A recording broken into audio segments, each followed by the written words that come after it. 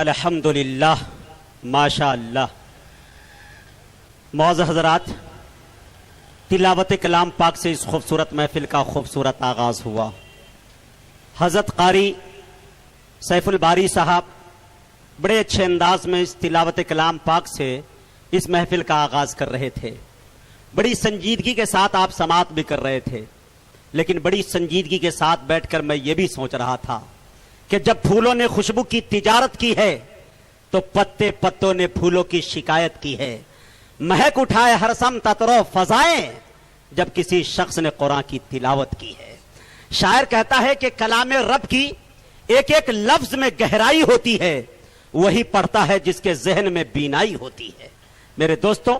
تلاوت کلام پاک سے محفل کا آغاز ہوا۔ محفل کو آپ کامیابی کی ضمانت مل چکی۔ اب آئیے خیر الکلام کے بعد ہم خیر الانام کی بارگاہ میں چلے۔ نعت پاک بحضور سرور کائنات صلی اللہ تعالی علیہ وسلم کا ایک حسین گلدستہ پیش کرنے کے لیے ہم ایک ایسے نوجوان شاعر تک پہنچنے کی جسارت کریں، جرأت کریں، ہمت کریں کہ میرے دوستو، جن کی شخصیت محتاج تعارف نہیں، بڑی کم مدت کے اندر بہرائچ کی سرزمین سے وہ نوجوان اٹھا اور پورے ملک ہندوستان کے نعتیہ مشاعرے اور جلسے کو اپنی مٹھی کے اندر قید کر لیا۔ میرے دوستو، یہ نام محتاج تعارف نہیں، لیکن جب وہ آئیں گے قد میں بہت چھوٹے لیکن پد میں کافی بلند ہے، دیکھیں گے تو انشاءاللہ مچل جائیں گے۔ لیکن ان سے پہلے میں یہ چاہتا ہوں کہ میرے دوستو،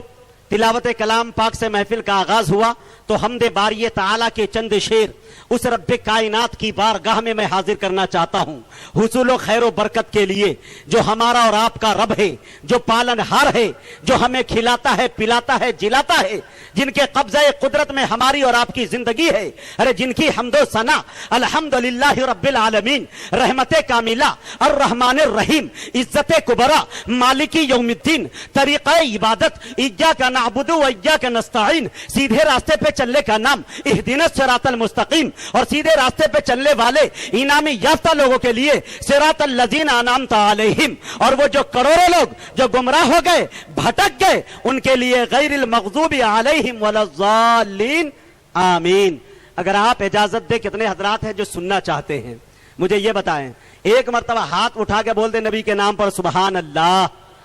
ایک مرتبہ اور لہک کے بولے بھائی سبحان اللہ۔